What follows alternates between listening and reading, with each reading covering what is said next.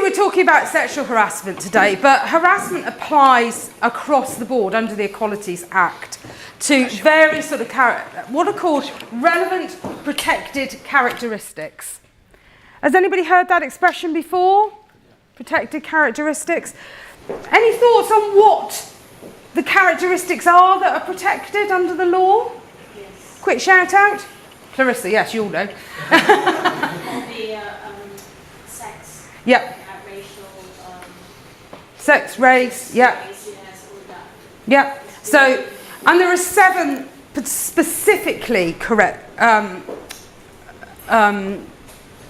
protected criteria. Can I be discriminated against if I smoke, if I'm fat, if I have red hair, if I'm a punk?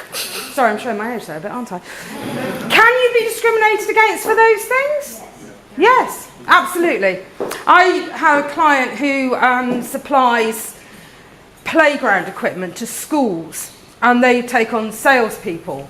And one of the conversations we had around the assessment centre, the assessment process and everything else, was actually we are promoting fit, healthy lifestyles to children. We're going into primary schools, because they're selling into primary schools, which are very, sort of tend to be quite non-smoking environments.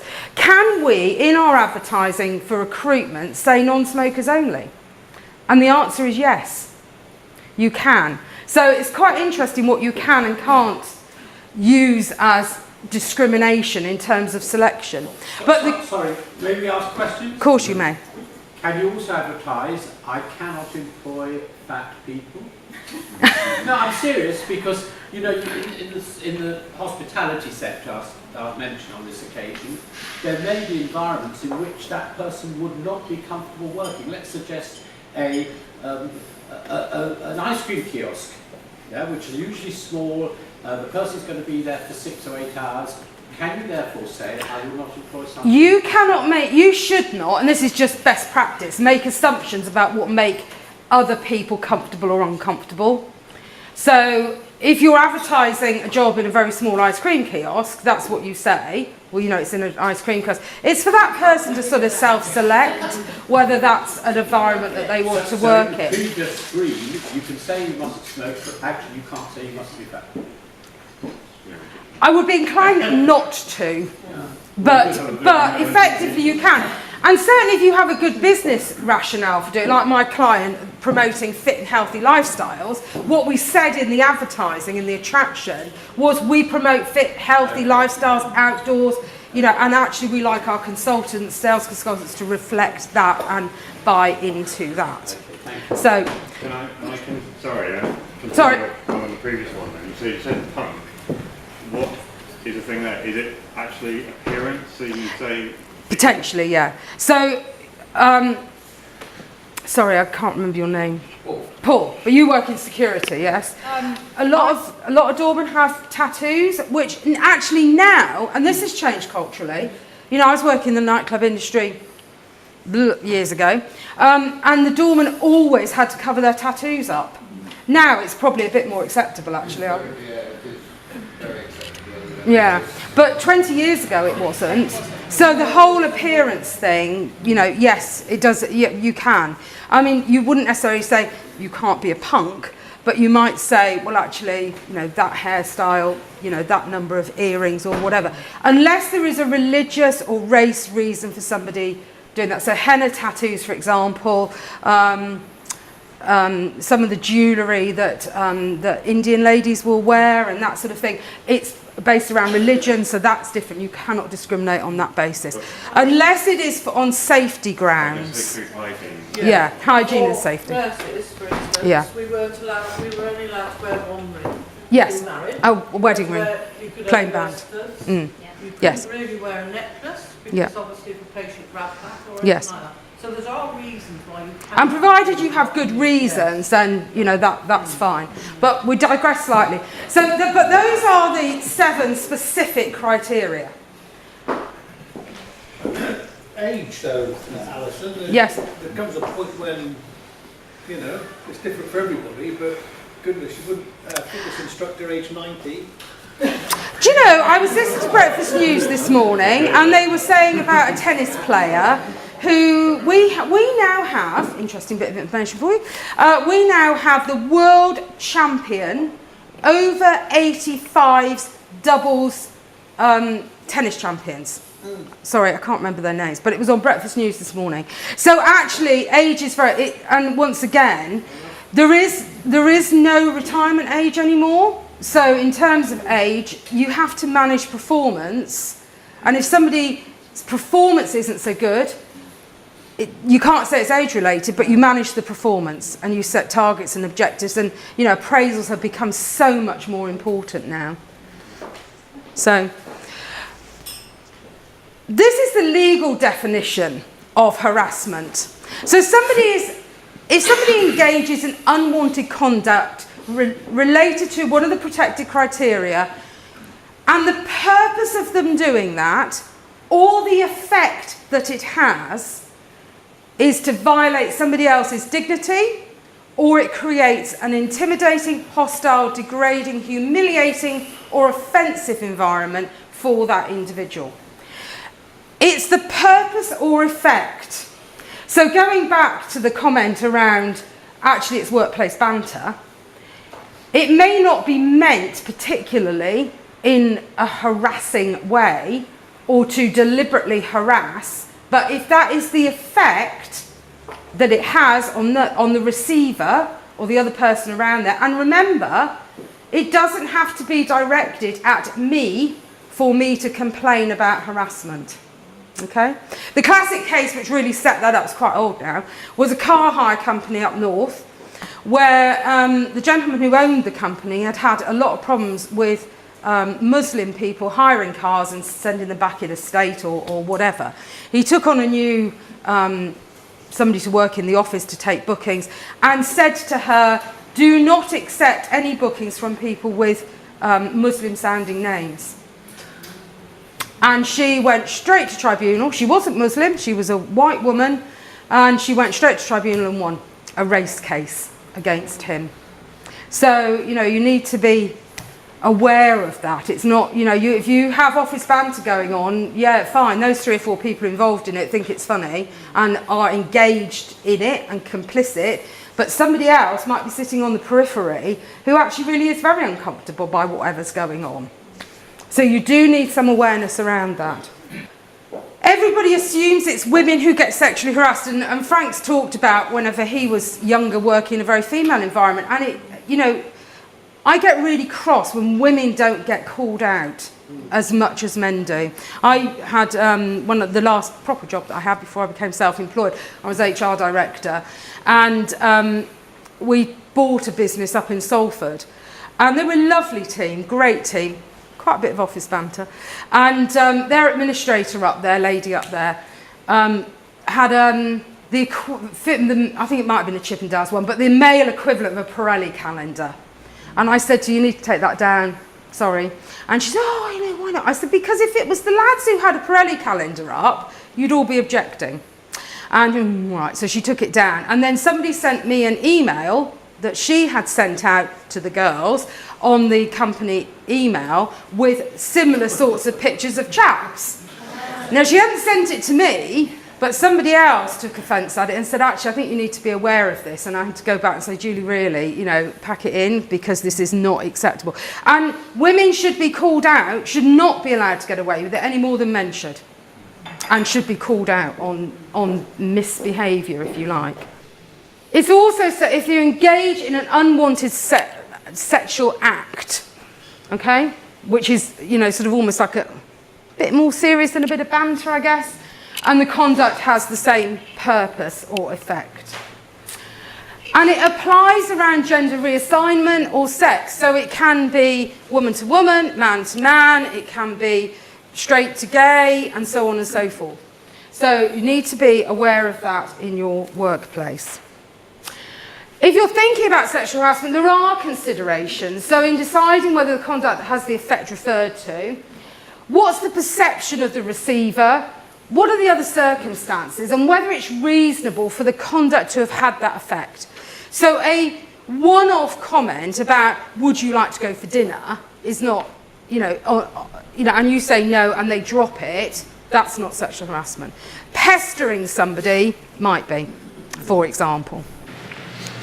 Just quickly on that, there was a thing, I think it was last year, an MP who's been called out because he made an approach at a female colleague. He touched her knee, but he was trying to initiate a relationship. She said no, and he stopped. Yeah. He got reported as sexual harassment. No. Does common sense come into it? Well, common sense does come into it, and I think that's the big thing. And if he stopped, fine. I would say in the workplace, probably not. I would say it probably isn't appropriate to touch other people unless a handshake. So there is a really good BBC programme. It's currently on the iPlayer. Please download it. Please watch it. It's 59 minutes long. And it's called Is That Sexual Harassment? Or Is This Sexual Harassment? It is excellent. And as a training video, it's really worth watching. It's very easy watch. They've got a group of about 15 or 20 people for a discussion group. They've made a drama. They've sliced it up. They watch bits of the drama and then they talk about and they get a barrister on. And she's absolutely clear about the actions in this drama, about what is and isn't sexual harassment. And it is a really interesting video to watch. Yes. Speaking as perhaps an older person in the group, are we not looking just at almost an entire generation of people waiting to be offended? I was brought up in the 70s. Yeah. This just didn't exist. You're a man. Maybe you were a man in the 70s rather than a woman. But we're not talking about that today. That's a whole different seminar. There's a combination of things, but to be fair, you've listened to Debbie and Pauline with some of their experience and Frank's experience. In those days, you just got on with it and you didn't say anything. It did not make it right. No. But I think some people are able to cope with it and some people aren't. Yes, and that's what we were saying earlier on, wasn't it? It's an excuse. So I'm not saying that any of it's good or bad, just that there should be laws around it. I know also, before that, if a man came on too strong, a woman would just slap him across the face. Potentially, yeah. And that's a But lots of people didn't. Lots of people were intimidated. Lots of people buckled down. Lots of people didn't take action, didn't do anything about it. So I will give you an example. I have a friend who also, I'm not saying that in inverted commas, I have a friend who is a senior female. She's in sales and marketing director, but she's also been head of people and culture. And I was talking to her the other week and she said, I've got a potential client for you. I've gone to work in this business.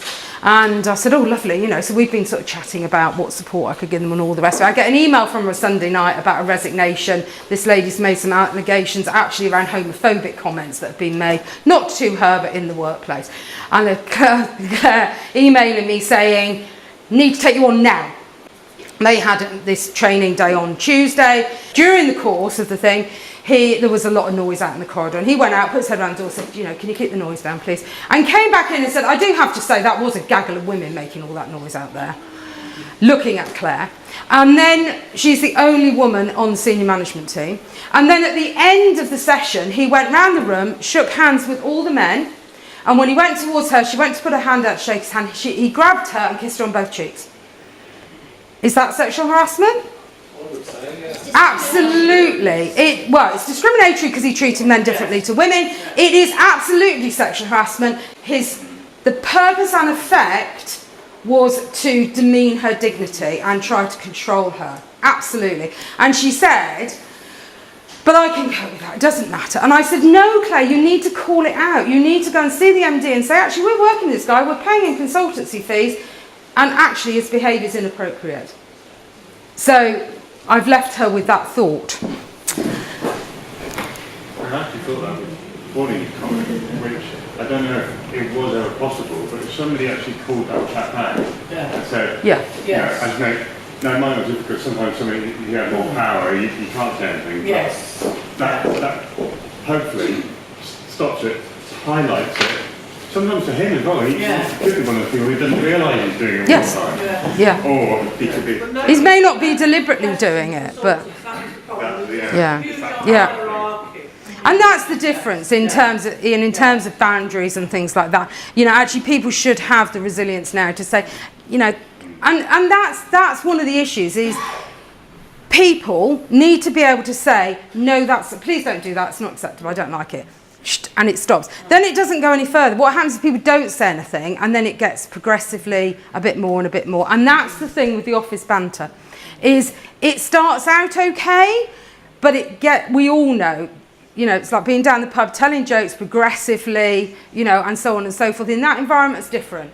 But in the workplace, so it's not about not having fun and having some banter, but it's about what's appropriate and what isn't. You know, what do we talk about? We don't talk about our sex lives, for example, in the workplace.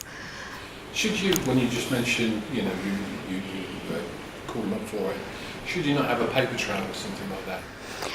Rather than not being over authoritarian about it, but with today's age, it's your word against mine, and then the next stage, what's it going to be? The worst case, from my point of view, employer phones me up and says somebody's made a complaint and they have kept a diary of incidents. If you are being harassed in any way, keep a diary. And that's all you need to do. It doesn't need to be a paper trail to your boss necessarily, but if you keep a diary, where, when, who else was around, that would be considered evidence. You know, so, but from the employer's point of view, that's, well, it's not necessarily great news from the employer's point of view if you're trying to defend a claim, but if you deal with it well, you know. But employers are responsible for the actions of their employees, whether they know the employee's doing it or not. A defence would be, have we done training? Have we trained everybody? Have we got them to sign off to say they've been trained, to say what's acceptable? Do we call it out as soon as it happens? So the office banter's getting a little bit, you know, then do we take that person and say, you know, not really appropriate? Yes. Yeah, absolutely. That's absolutely what we should be doing. Because otherwise, you can have people in that office who don't like the Yeah. but won't say anything. Yes. And if you just leave it as an employer, it's actually escalated. Yeah, absolutely. And that's the whole cultural thing. Now, of course, I think most of us are, perhaps with the exception of Amy, who might know more about what I'm talking about than she might want to admit, I don't know. I went to a seminar before Christmas and we covered one of my barristers that I use to do tribunals and various different things. He's taken on a really good lawyer. She's a lady and she's worked with sexual harassment cases in London, in the City of London, in the banks, and she did a section. And if I say that we were all HR practitioners, there's probably 50 to 60 in the room, all of a certain age of probably between 40 and 60-ish, I guess we all fell into that sort of category. Only 4 men in the room, I think, and all the rest of women, as HR tends to be. And she started talking about a lot of sexual harassment now is text, WhatsApp, what's the other one? Instagram, can be Facebook. Although I have to say, none of the kids are on Facebook. And if you have any delusions, marketing people, that youngsters are on Facebook, they aren't.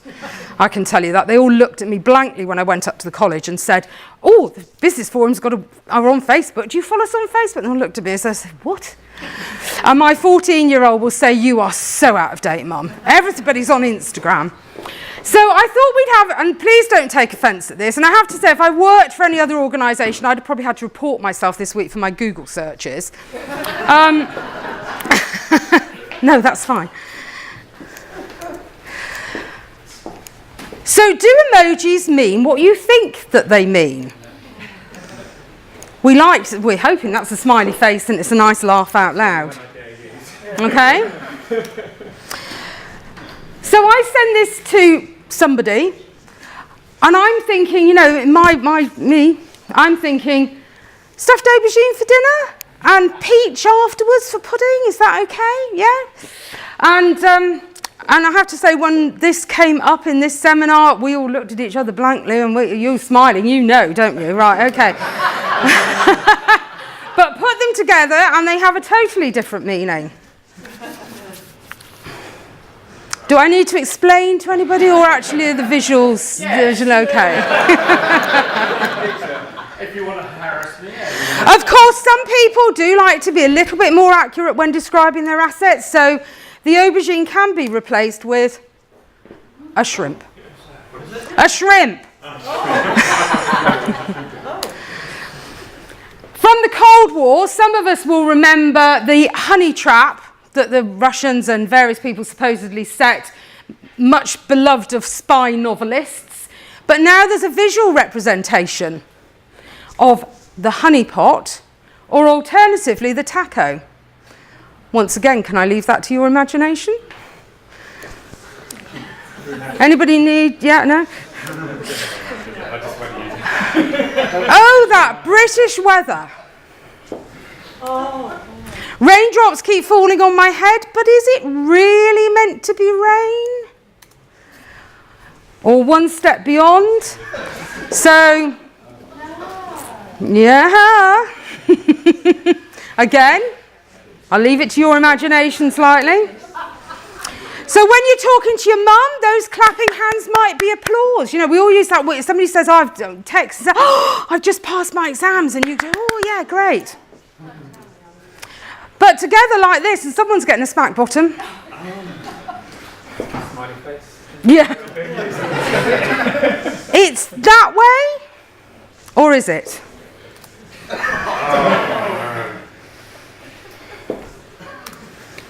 I might use that when my dog's hot, tired and panting. But think about it for a minute. Ah, yes, exactly.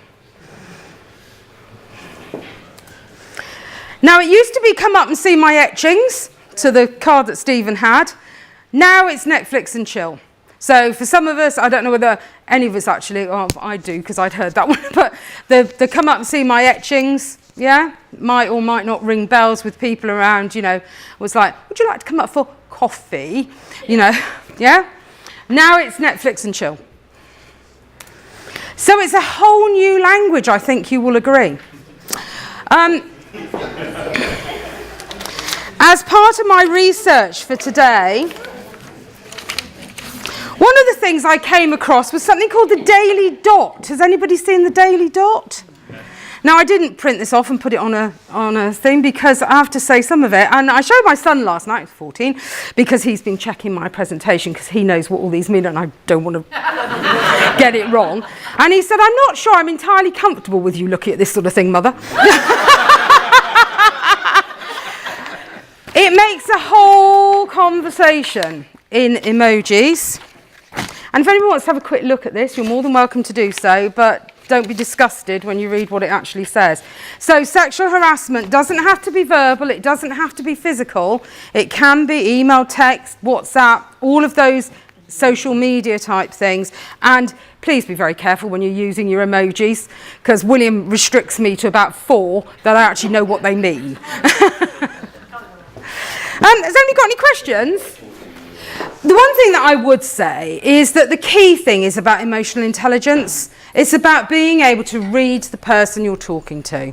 So, because Barry and I have had that conversation, you know, is it okay to touch somebody? Is it okay, you know, we always have a hug and a kiss. And I missed out on Peter this morning, but we normally greet each other with a hug and a kiss. You snuck in, didn't you? And that's acceptable. These are people I know well. It's quite acceptable to me. Somebody that I've only just met, I don't know whether that would be acceptable between us. There are some people that I wouldn't let inside my personal space at all. There are others where my personal space is much nearer.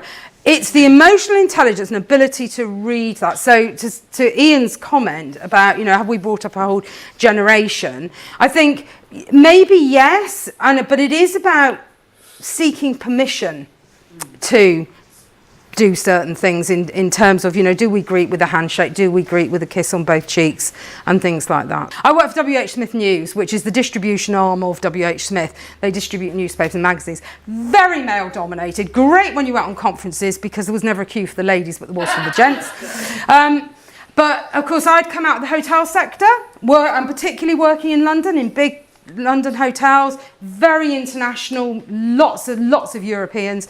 And of course, once I got to know somebody, my thing was I would, you know, go up and kiss both cheeks to say hello. Because that culturally in hotels in London is what you did.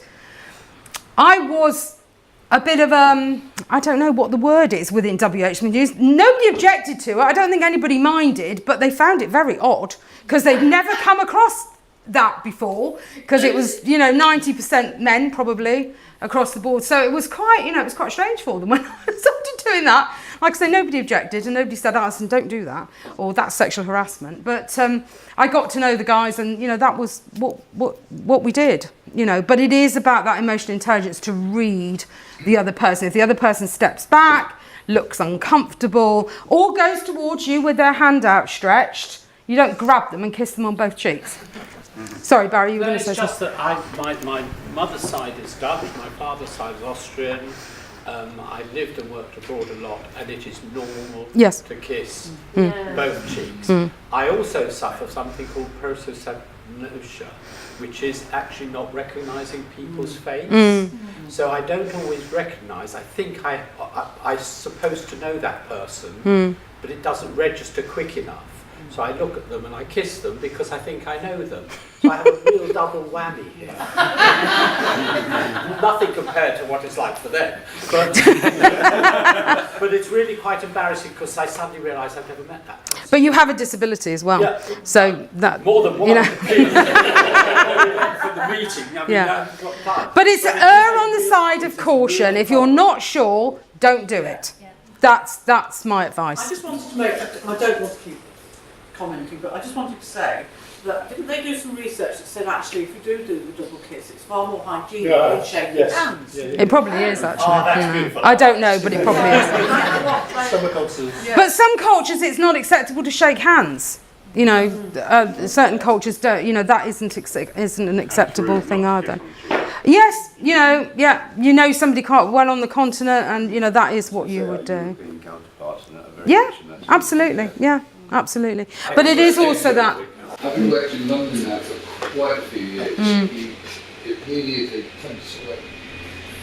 Yeah. And Yeah. It is. And that is just the norm. Yeah. But it is that what's culturally acceptable and what that individual, because it's about the individual, what that individual, the receiver, and it's the same for any message.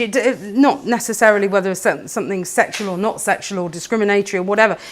My ex-boss said, you never know the meaning of your message until you understand how the receiver has understood that. And I thought, what? And then I realised that how often do we go back to somebody and say, I'm ever so sorry, but that wasn't actually what I meant. And then you think, oh, I said or did or wrote in an email or one thing, they've understood it differently to what I meant. So, and it's the same with the whole harassment thing. Does somebody misunderstand? So sometimes it's deliberately trying to create an environment, control, whatever. Sometimes it's subconscious. They do it with that intent, but without realising. Sometimes it's completely, not necessarily recognised. It's they don't even realise what they're doing sometimes, or it's their cultural norm. So. Has anybody got any more questions? Can I just say, as a woman, I can understand that, but it's also because I was a teacher in a primary school, and often, if you're a lone male in a whole load of women, that's equally as off-putting. To Frank's point earlier on. Don't often complain. Are less likely to say something than the women. Absolutely, and they should. Women should not think they get away with stuff like this because they're women. It is still sexual harassment.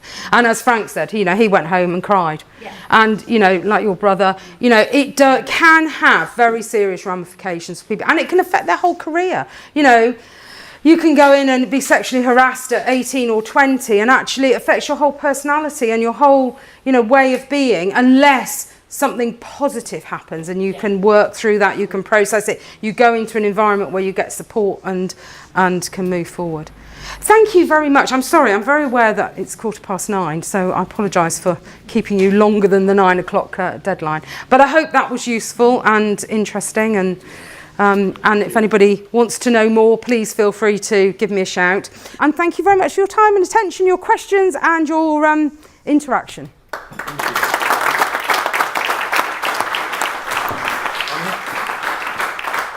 Stayed respectful step.